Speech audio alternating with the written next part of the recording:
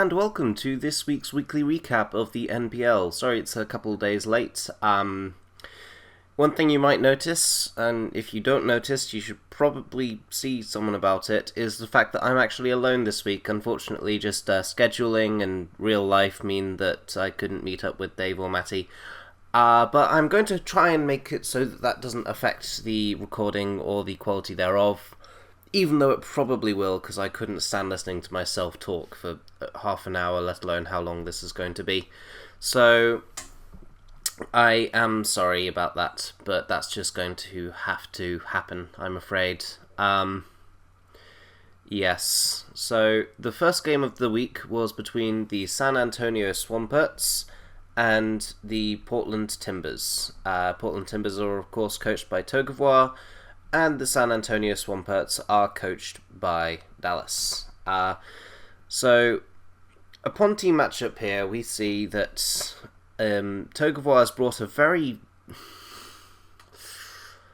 It looks very fat, is the way I'm trying to find a nice way of putting it. He's brought a lot of bulk, he's brought the duck that never dies in Cresselia.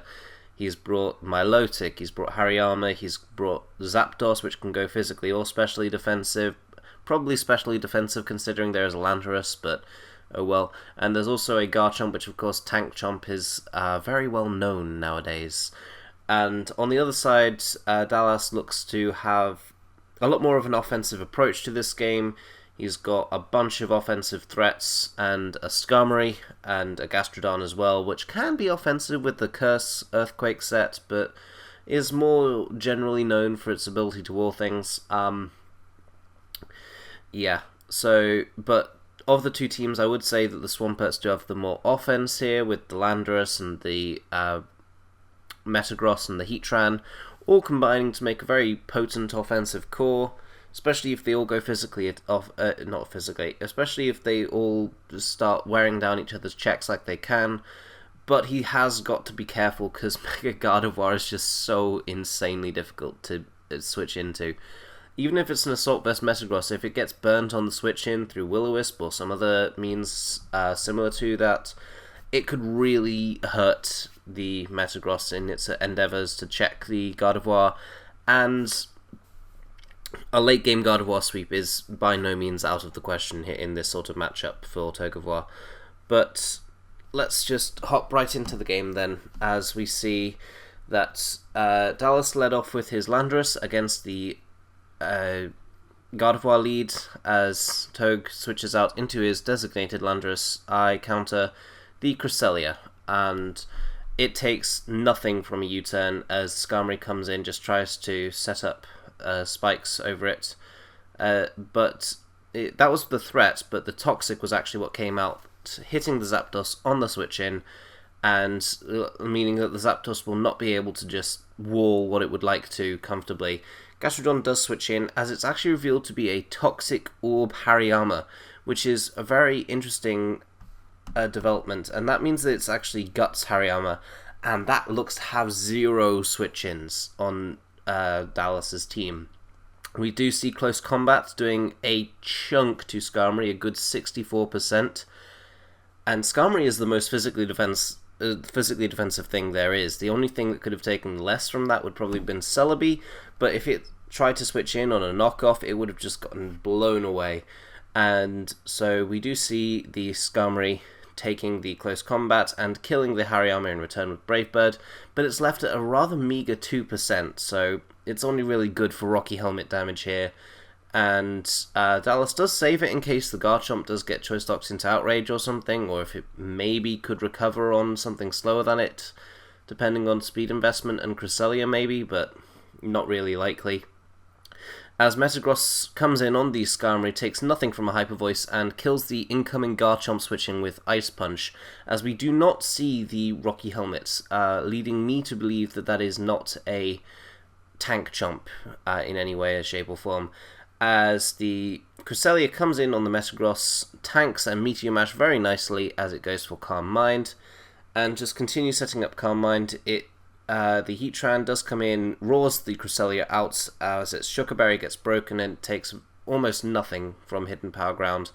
Gardevoir then comes out and goes for its own hidden power ground, and Gardevoir just is so insanely difficult to wall in this sort of format, as the hidden power ground does a good 70% to the specially defensive Heatran, and then Hyper Voice knocks it out. So Landorus does come in to try and revenge kill the Gardevoir, goes for Sludge Wave on the switch out into Milotic, as Milotic tanks it really easily, and just goes for Ice Beam on the incoming Celebi switch. Celebi also tanks it very easily. This is a rather common matchup seen in some older generations where Celebi has the very definite advantage, as Celebi then goes for Stealth Rock on the switch out, which is basically force because you don't really want to just lose your Milotic for nothing, as Celebi actually reveals U-turn after it tanks a Hyper Voice from Gardevoir and crits the Gardevoir, meaning that it can no longer switch in on Stealth Rock, and the Landorus can come in very nicely and cleanly and just click U-turn and switch out. From the way that Dallas had played his Landorus at this point, I think it was a really safe assumption at this point for Toge to think it was a Choice Scarf Landorus, just because I don't think it switched up moves at any point so far, and just it obviously doesn't have Life Orb, given that we didn't see any Life Orb recoil with the U-turns, and the Sludge Wave just wasn't doing that much, so I do believe it was a Scarf Landorus of some description, as the Zapdos goes for Defog on the Metagross and dies to the combination of Ice Punch plus Toxic damage. At this point, this is, however, a rather free switch in for Cresselia, which can just start threatening by setting up Calm Minds. The Skarmory does come in on the Cresselia, but we've seen already that the Cresselia is packing quite a significant amount of speed investment, given that it did outspeed the specially defensive Heatran, and it can just knock out the Skarmory nice and easily. It sets up another Calm Mind on Gastrodon's face, as Gastrodon manages to hit a Toxic on it, meaning that this Cresselia's time is heavily limited, but it couldn't really break through the Gastrodon regardless, as the Gastrodon does go for the Clear Smog on the Ice Beam, revealing that this Cresselia had no chance against it whatsoever. So Milotic does switch in on Gastrodon because the Cresselia could still be useful later on depending on its moveset and just in general being a nuisance and difficult to take down, wearing down PP. He gets a Scald Burn on the incoming Milotic, which, okay, and goes for Ice Beam on the switch out into Celebi, which again takes almost nothing from the Ice Beam, but it does need to be a bit careful here, as it is in Intuit KO range. As he goes for the Recover, it isn't actually in Intuit KO range after Recover, because Celebi is just way too bulky, and tanks the Ice Beams really easily. It does get frozen on one turn, which... okay, yeah, but Celebi has Natural Cure, so if there's any one Mon that you don't really mind getting frozen, it's the Mon that can take the freeze. So Dallas does switch back out into his Gastrodon, just in general. That's the smart thing to do in this sort of situation. You don't want to risk any of your other Mons, they all might still be useful later on in the game. And Gastrodon just is a nuisance and can wear down the Milotic very nicely. Get its PP low and then get a free switch into Celebi to just start recovering off. He tries to do that, but then he gets crit as he tries to switch into Celebi, making the whole situation a lot more in Togevar's favour, in my opinion. That crit definitely did hurt Dallas, but he gets the free switch into Metagross as he goes for the Zen Headbutt, and takes the Scald, doesn't get burnt first time, goes for Zen Headbutt again, and this is just a matter of, will he miss, will he crit, will the Milotic burn the Metagross, and it's rather heavily in the Swampurt's favour, just because, well, the Milotic has fewer recovers than the Metagross has Zen Headbutts, and with the burn damage, it's almost a 2-hit KO from full, so he can't really afford to give him free turns. However, if he does manage to fire off a Scald and he does get the burn, that changes the entire dynamic, but... well, this is... I'm trying to get it so you can see it on the screen, and if I do manage to do that, I'm very pleased, because I've been trying to figure out how to do this for a little while. and if I can't, then I'll just play you a short animation or something. Well, I won't do that because I don't have the ability to. Metagross does try and go for Meteor Mash at one point, just trying to get an attack raise to make it nice and solid, but other than that, not really all that much interesting happening. Just the same old rinse repeat of Zen Headbutt, recover, Zen Headbutt, recover, Zen Headbutt, recover, Scold on occasions when you get just enough HP to take 2 Zen Headbutts. And yes, I should have made a note at some point. I watched this game live and I forgot to make a note of at what point the Milotic versus Metagross finished, and so I'm just waiting for that point because I can't remember what turn it was, so I do apologise and I do hope you bear with me for this. I'm tempted to start skipping turns, but I really do think that I'm going to be able to get the game on the actual screen, which is something I've been wanting to try.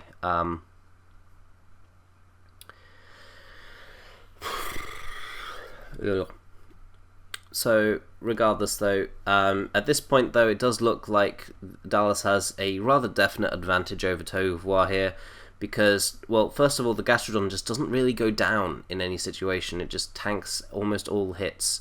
And there it is. I should have said that a minute ago. It would have made it so much quicker.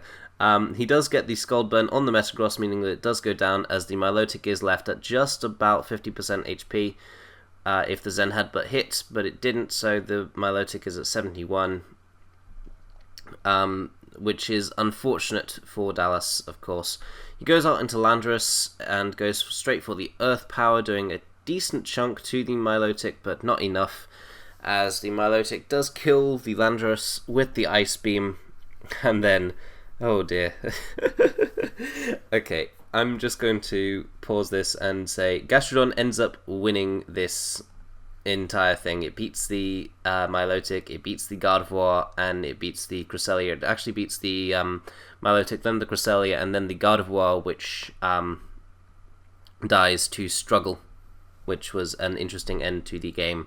So I will just let this play out so you can see what I mean. I'm just going to be taking this as an opportunity to just talk about the game in general, as opposed to just waiting around for something that won't happen for a good 20 or 30 turns or so. Now, I actually thought that this was a really interesting game. I do think it was a really good game this week, and I do think it showed how much you need to prepare for everything, because Toge didn't really have a fantastic Gastrodon answer, in my opinion. We don't know what the Garchomp was, given that it died on switch into Metagross, and maybe it had an answer for Gastrodon. But Gastrodon was just something I think Toge kind of overlooked in his preparation, and so got punished as a result of that.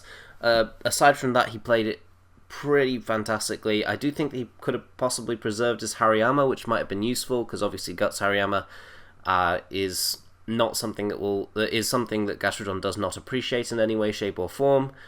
But it's a minor nitpick, I think, because he didn't have a fantastic switch into the Skarmory if it did try and go for Roost. So that was kind of a 50-50. Like, he could have gone into Zapdos on the Brave Bird, or he could have stayed in and close combated on the Roost. And if he won it, then he was in a fantastic situation. If he didn't, oh well. I do think that Dallas played this game pretty much flawlessly, though, because honestly, I can't honestly remember any misplays that he went for. Roaring the Cresselia out, going for Toxic on it, the way that he played around the Gardevoir. Yeah, the crit was unfortunate, and the crit did actually matter because it sent it in range of a Struggle, which it wouldn't have been if it didn't get crit. But I just really do think that this was a really good game, showcasing the talents of the players in this year's NPL. The Gastrodon was just something I think Toge overlooked, and if he brought HP Grass Milotic or something similar, then it would have just he would have had the game in the bag. But because Gastrodon isn't a Pokemon that you would normally consider in these sorts of situations, because it is a 4x weak Mon, and you do have ways around it on your team. You do have lures, and you have things that can heavily chunk it. And he actually did reveal that he had Encore on his Gardevoir, which I believe we'll see in 2 turns on the board, on the game itself. If we don't, then yes, thank you. Sorry. He actually did have Encore Gardevoir, so he did actually prepare for it.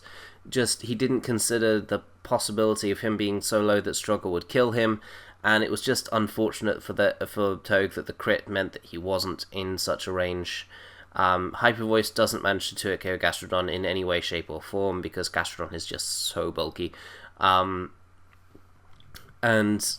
yeah, the Encore itself would normally have been adequate preparation for the Gastrodon, I do believe, and I do think I should stress that it wasn't a matter of him not preparing for Gastrodon. It was more a matter of the unfortunate situation he found himself in meant that his relative lack of preparation for Gastrodon meant that he was punished. And I'm saying that because in comparison to how much he prepared for Heatran, he wasn't anywhere near as prepared for Gastrodon. I'm trying to, and I hope that that's come across as I intended it to, because I know that it's hard to put into words sometimes. But I wish I could see the PP just in this thing here, but I don't think I can. I do believe it was turn 73 though. So at this point, Togue is basically just hoping for a double crit in order to win. And he just doesn't even get a single crit, I don't believe. In the entire rest of the game, I don't think he got a single crit, but we do see that Encore actually failed as Gastrodon went out of recover and he died to Scald. I did remember it a little bit poorly because I did actually leave 1 turn early because I did think that it was a matter of Struggle would kill because he couldn't go for the recover. But regardless, that was a really, really good game. It was unfortunate that the situation put him in the situation put him in this situation. It was unfortunate that the crit put him in that situation, but the crit did affect how both players played. And honestly, this is Pokemon. I never really have sympathy or not sympathy. That's the wrong word. I don't really. If you wanted a hacks-free game, you'd go and play chess, and that's where I'm considering this sort of thing. I'm considering this in a matter of hacks happens. That's part of the fun of the game, because without hacks, we're just playing a variant of chess that isn't as good as the original. In all honesty, hacks gives it an extra component that I think it makes the game a lot better for it. And the crit sucked. It's a 6.25% chance, if I'm remembering my percentages rightly. But it happened, and you've got to play around crits sometimes, and unfortunately, the crit did come back to bite him in this game. But that was a really good game. This was actually the game of the week, I do believe, and so I'm very pleased to have been able to watch it live as well. And yeah, so moving on to the next game then. Between Manaphy City and Nixon of the Washington Charizards. Now, at Team Preview, this is looking to be an interesting matchup in my opinion.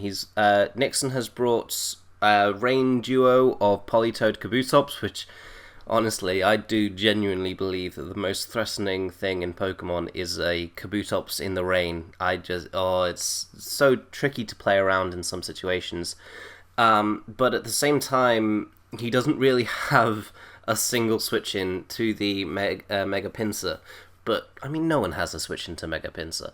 So, if his team gets worn down and Crobat and Jolteon are put in quick attack range, or if the Politoed goes down and there's no more rain for the Kabutops, I could really see Pinsir putting in a huge amount of work in this game.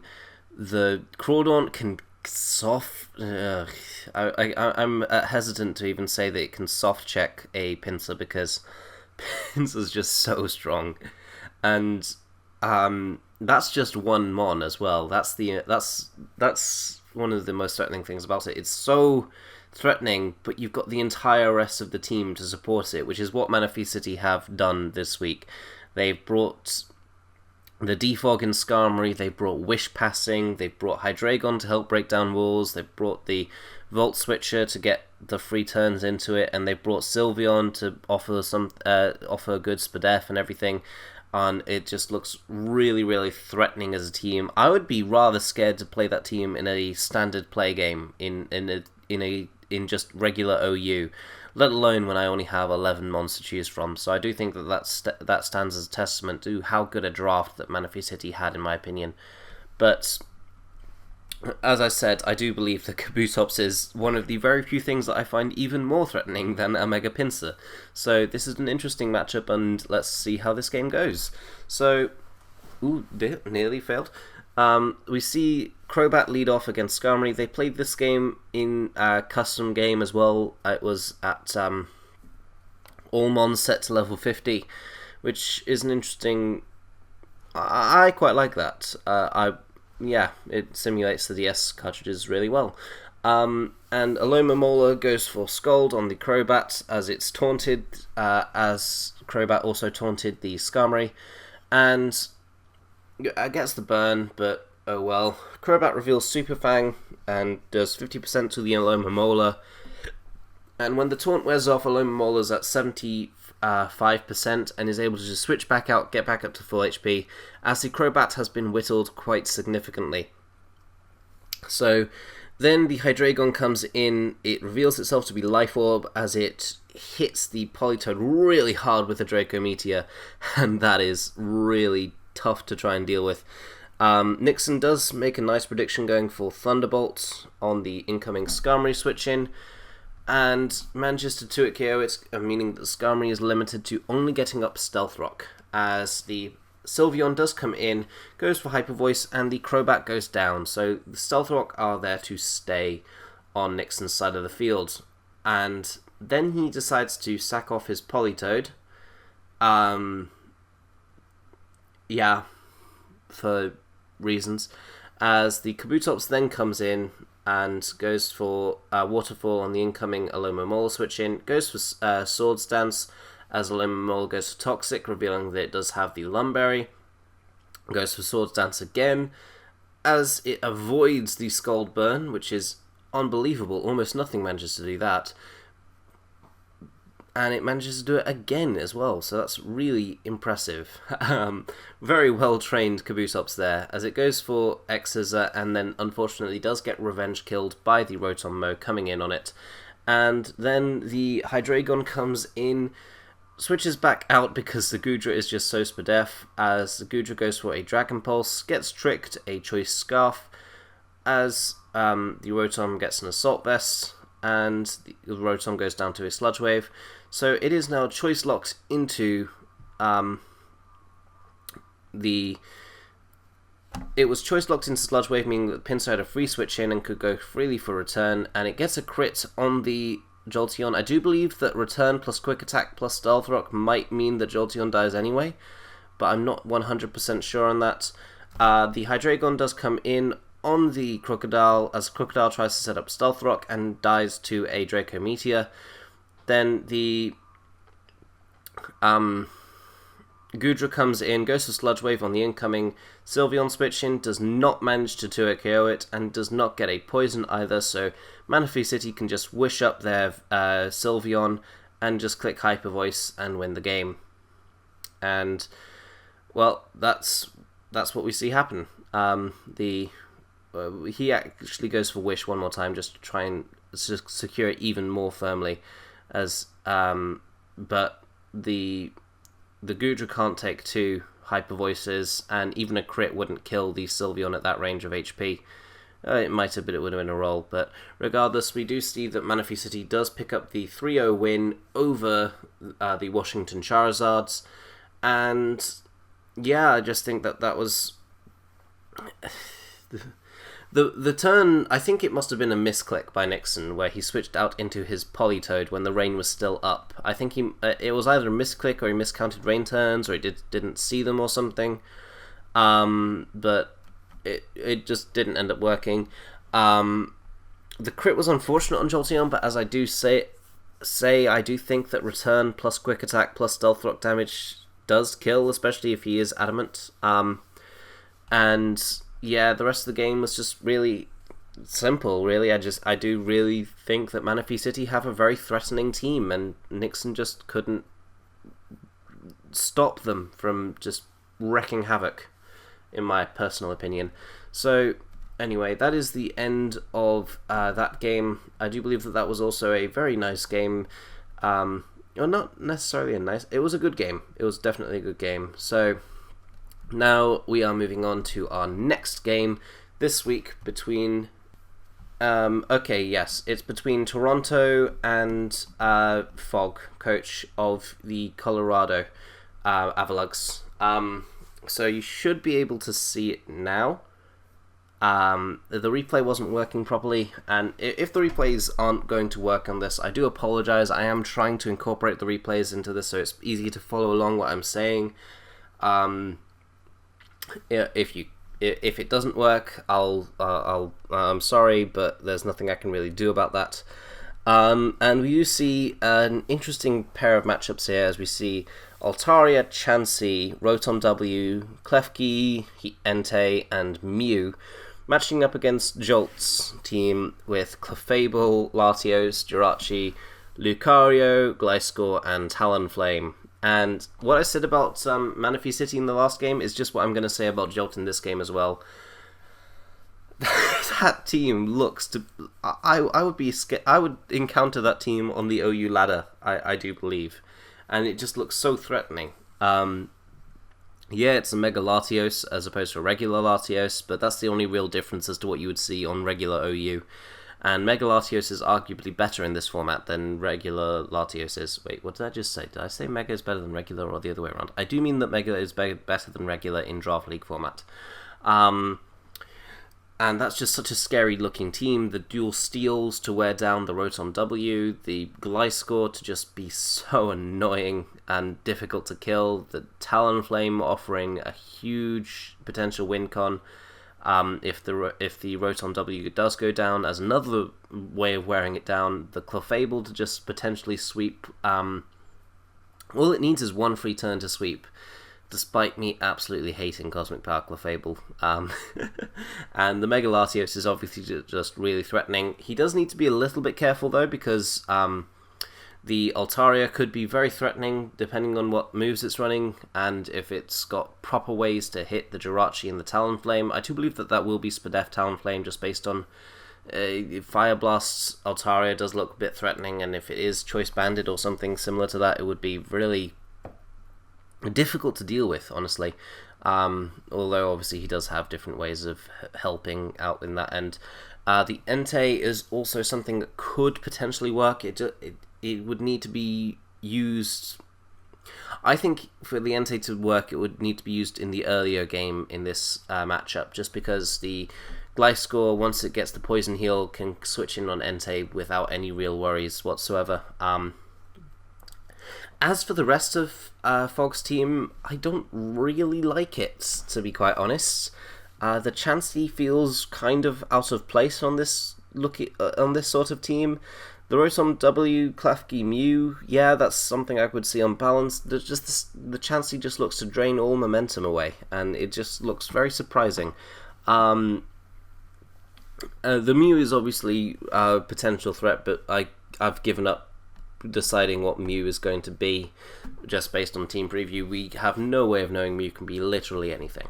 So let's just hop into the game, as we do see Fogg taking my after the game advice that is completely and utterly based on what actually my initial impressions, not based at all on what I thought as the game was going on. As he does lead off with Entei, as Jolt leads off with his Mega Latios. Now, obviously, he can't really beat the Mega Latios one-on-one with his Entei. He needs to try and catch it on the switch-in with something like a Stone Edge or something similar to really hammer away at it. And Klefki is a really free switch against a Mega Latios. It's a free switch against it in Ubers where they run Soldew and they're just nukes. But it can freely switch in on Draco Meteors. Even HP Fire can be handled. as he switches out into Altaria on the incoming Gliscor. Now, Gliscor is a Klefki counter, in my personal opinion. There's just not really that much Klefki can do back to it, unless it's Swords Dance and Klefki's got Foul Play and Magnet Rise or some weird combination thereof.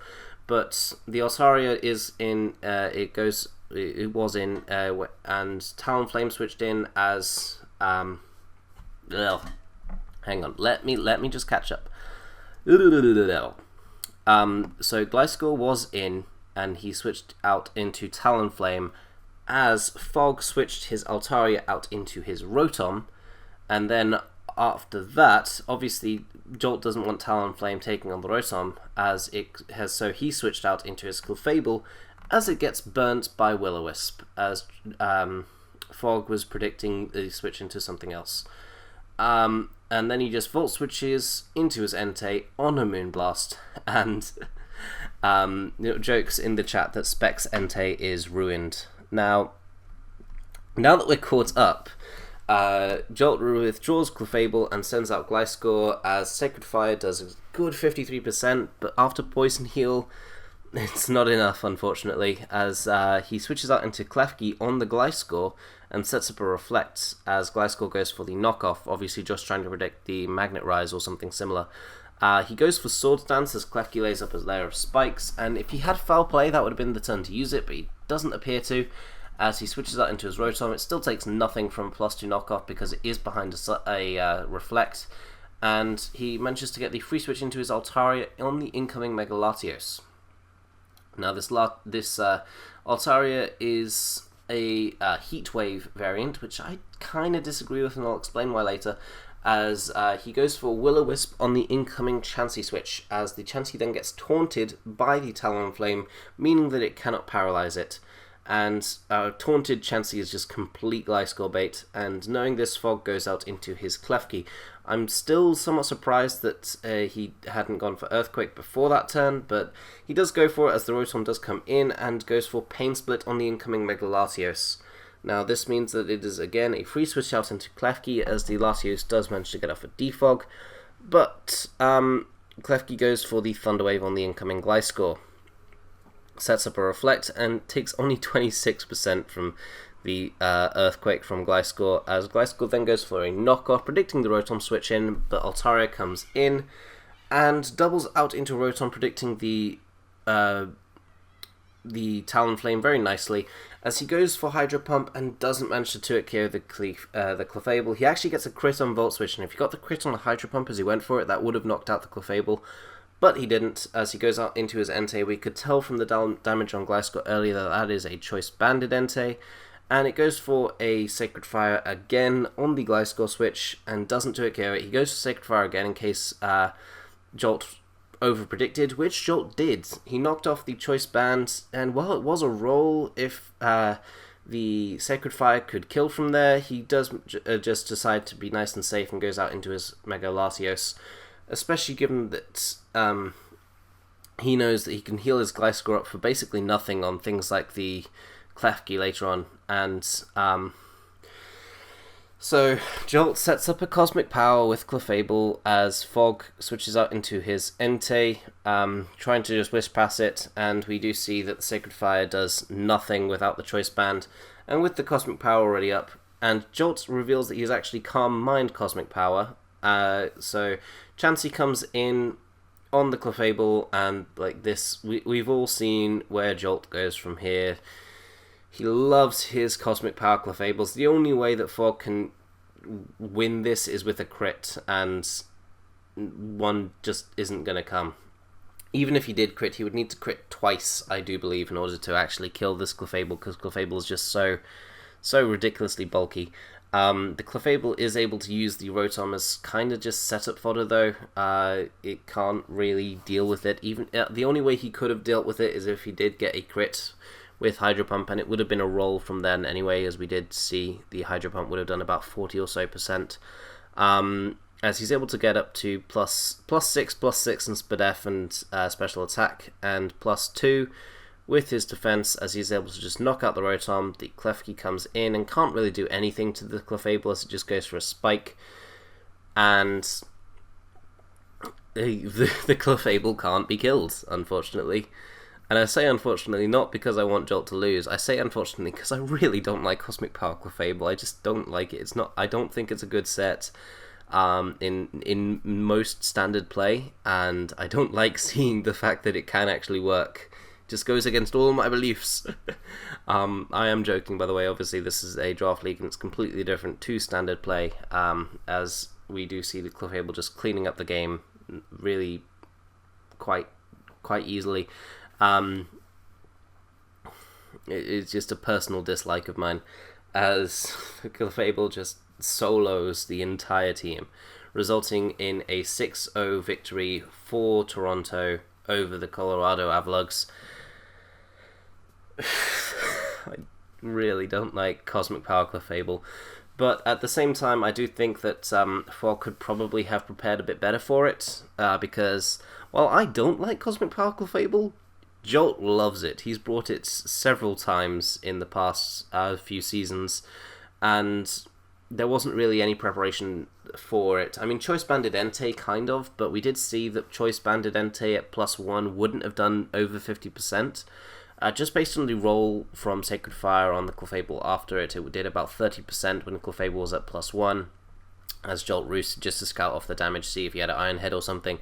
Not roosted, but softball. The same thing, but with a different name.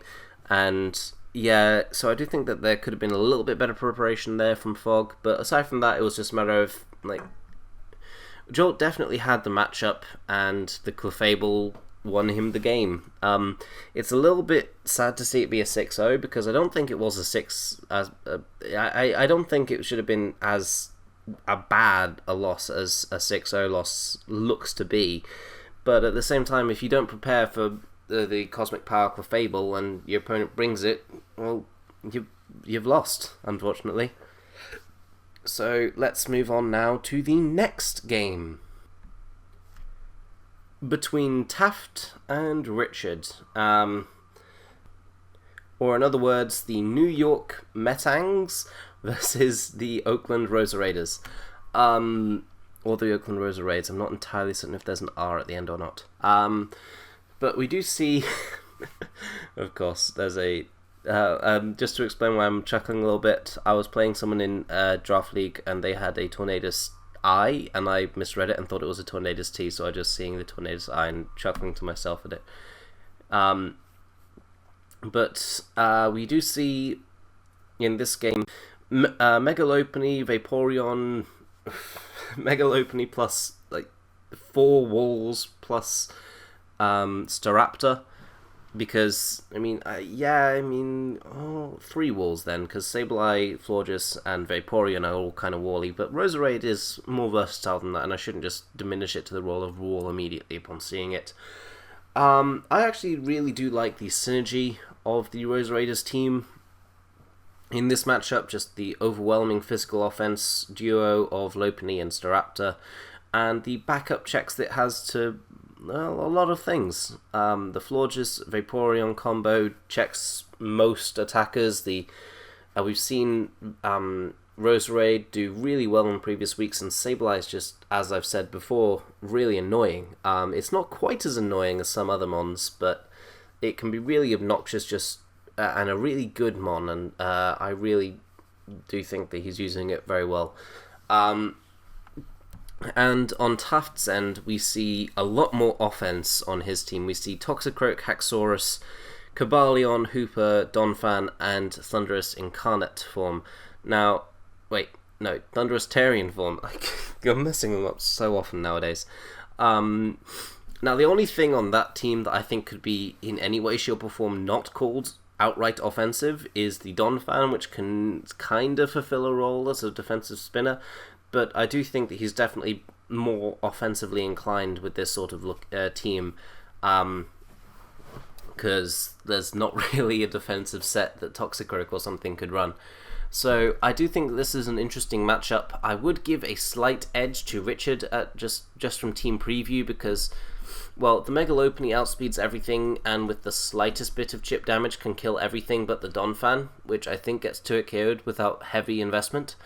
And he's also got the Staraptor, which can do much of the same. And he's also got really good walls just for all of all of Taft's stuff, really.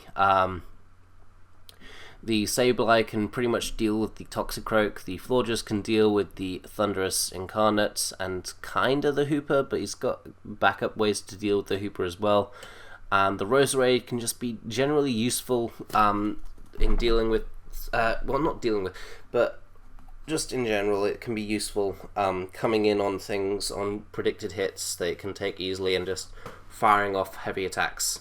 So we see Sableye lead from Richard on the Cobalion lead, and Richard reveals Taunt on Sableye, which is just standard, and goes straight for the Will-O-Wisp on the Toxicroak, as the Toxicroak takes Life Orb and Burn, but it reveals the Dark Pulse, so the Burn doesn't matter that much, as Sludge Wave poisons. It's a 10% chance, and the Sableye beating the Toxicroak is now a lot less certain. So Richard does switch out into his Roserade on the predicted, well, any move, because Roserade has got good special bulk, and it goes for the Sludge Bomb on the incoming Haxorus, and just chunks at it. It just really hurts it. As he goes out into his Hooper, goes for Psyshock. We don't see Life Orb on it, so it does possibly mean Scarf, as the Roserade would imply, and the Sableye is obviously immune to the Psyshock, but now his Florges is only at about 30 or so percent, so he can put in some work with his Thunderous with this Thunderous form, and that's what he is aiming to do. He goes straight for the Thunderbolt on the incoming Roserade. He's seen that it isn't Choice Scarf, so if he is timid, he definitely does outspeed it. He doesn't want to risk it though, meaning he's probably modest. As the Roserade goes for the Leaf Storm and chunks at the Cobalion. As it goes for Volt Switch, gets a crit on Sableye. I don't really think the crit mattered that much, as the Sableye is in versus the Hooper and is taking too much from the Shadow Ball. Well, I guess the crit kind of mattered because it meant that he did have to go for it, but meh. The Lopunny does come in, and obviously it threatens with a scrappy attack as it goes for Encore. And the Donphan goes for Earthquake. It doesn't do that much of Vaporeon, and it reveals Stealth Rock, meaning that the Cobalion is not a Stealth Rocker, as the Sableye does switch in very nicely and gets back up to 80%. That was really well played there by by Richard, as he just recovers on the Nasty Plot from the Toxicroak, as he decides just to let his Florges go. It can easily tank a Dark Pulse, and it can mean that it's a double down versus the Toxicroak. And sorry, that's what does end up happening. The Nasty Plot Toxicroak was very nice preparation on Taft's end, and really didn't look to be something that Richard prepared for. He goes for Shadow Ball on the Vaporeon, but it is a Protect variant, so he can just Wish on it, predicting the switch out. So in comes the Thunderous Therian form. I really do apologize, I can't get it right ever. And goes for Thunderbolt on the incoming Roserade, which takes the Wish and gets back up to full HP. And then Richard decides that Sableye is kind of not doing anything left. It goes for Shadow Sneak though, crits the Hooper. I don't know if the crit mattered, because it is 4 times weak to Ghost, but it might have mattered. If it did, then that's unfortunate, but it does mean that Sableye does take the Hooper down with it, as the Roserade goes for Leaf Storm and kills the the Thunderous Therian form. I apologize. As Staraptor comes out on a locked Outrage by Haxorus and just goes straight for Brave Bird.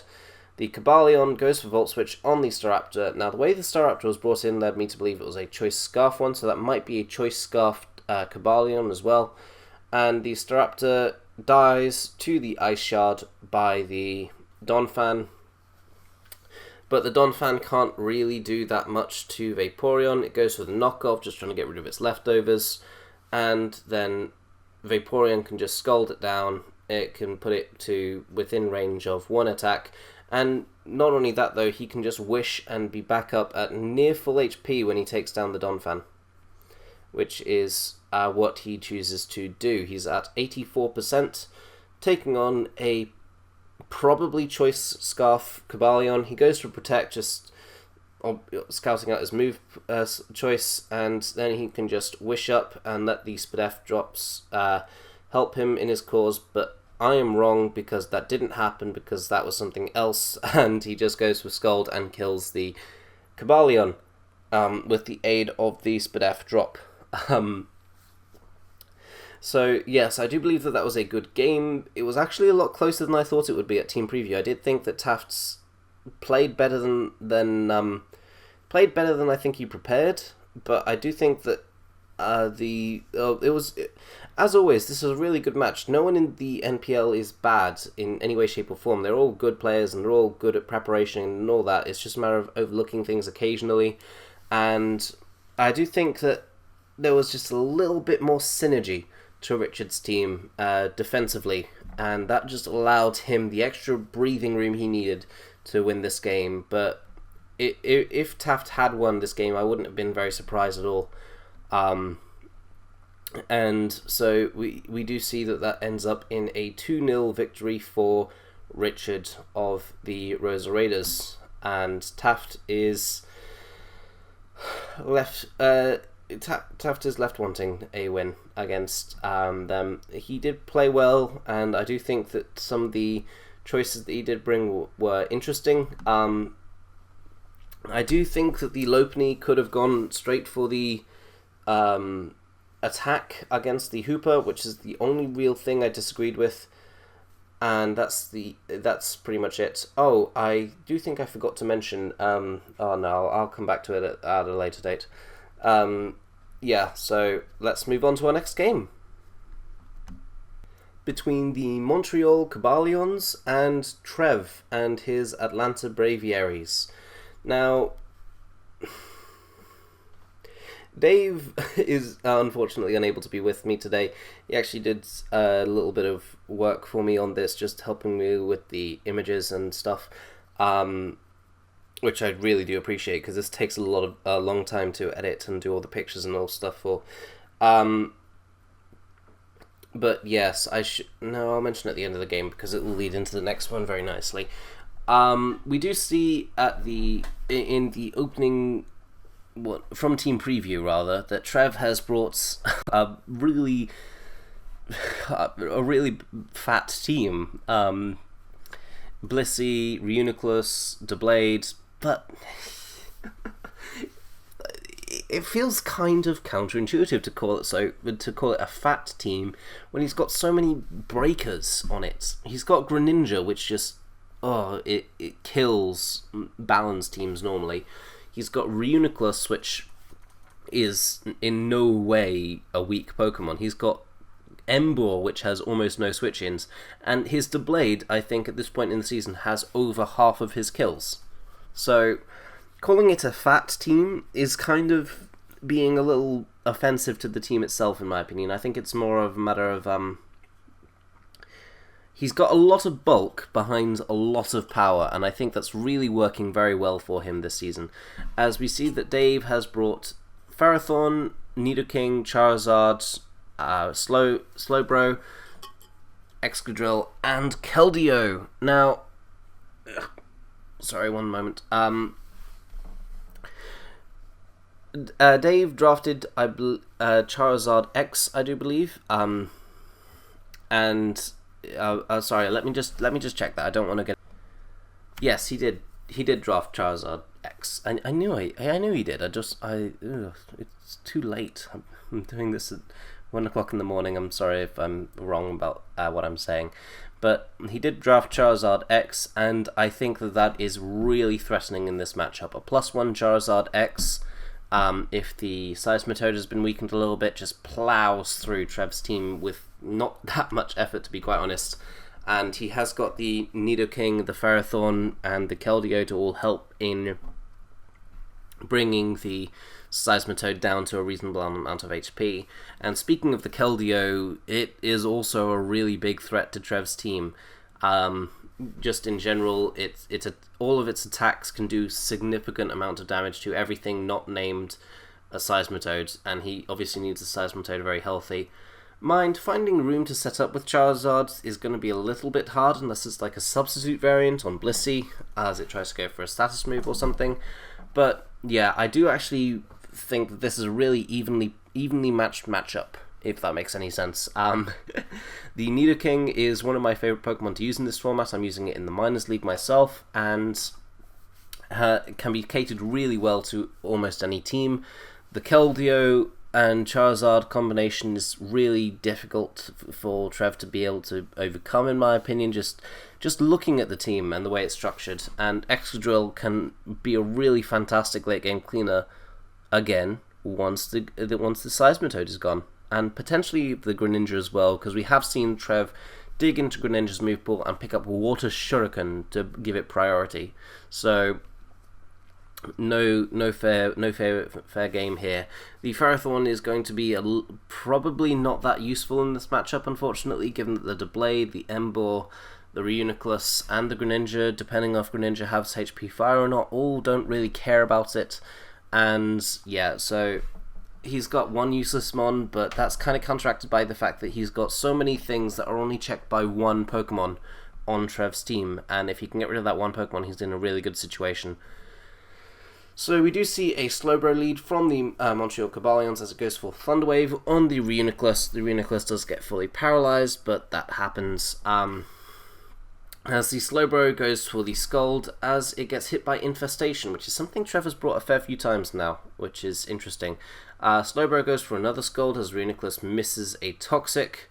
And now this is a little bit scary for Trev as Slowbro goes for another Scald. Reuniclus does manage to recover off, and Slowbro is still hurt by Infestation, but all it needs is one paralysis and the Reuniclus goes down at this stage, and he doesn't want that. So Slowbro takes the Toxic to the face and does not get the full paralysis he was hoping for.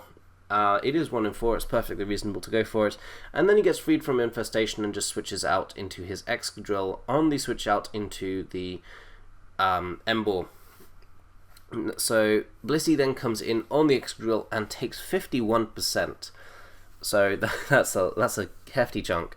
And Nidoking comes in on the Blissey at that point, which goes for Wish, and Trev goes out into his Seismitoad. A very nice prediction on Trev's part, in my opinion, as he goes out into Charizard and sets up a Swords Dance, tanking the Earth Power and almost killing the Seismitoad with Dragon Claw. Meaning that is a very physically defensive Seismitoad, and it's just taking the... Seismitoad is just really good in this matchup.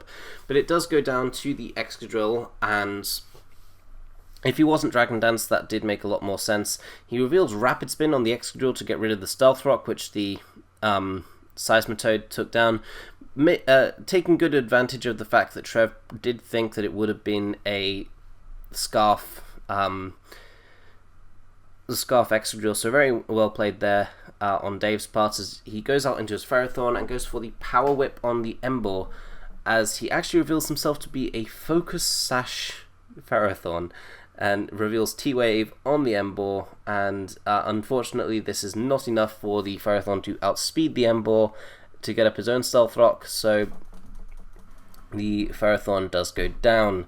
So Nidoking comes back out and goes for Earth Power as the Reuniclus switches in on it, and that's a really Spadaf Reuniclus, and it takes almost nothing from Sludge Wave.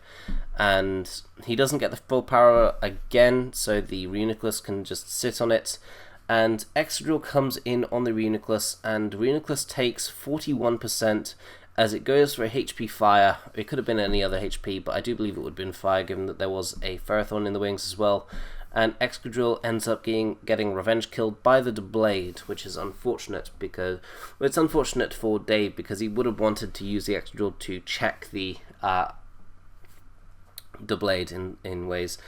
And Greninja comes in and goes for Scald on the incoming Slowbro switch. The Slowbro is able to live one Toxic turn, but it can't live more than one, as the Greninja goes for Spikes on the on the Slowbro's Thunder Wave, as the Slowbro goes for Grass Knots, doing 45% to Greninja, but Greninja has managed to get up 3 layers of spikes in this layer of time, in this layer of time, in this amount of time, meaning that the Nidoking is at 51%, and we do see the Water Shuriken doing 2 hits. I don't know if Water Shuriken can do more than 2, I do think it is 2, and Keldeo comes in and takes a Water Shuriken itself, again 2 hits, goes for the Scald, and Greninja does go down.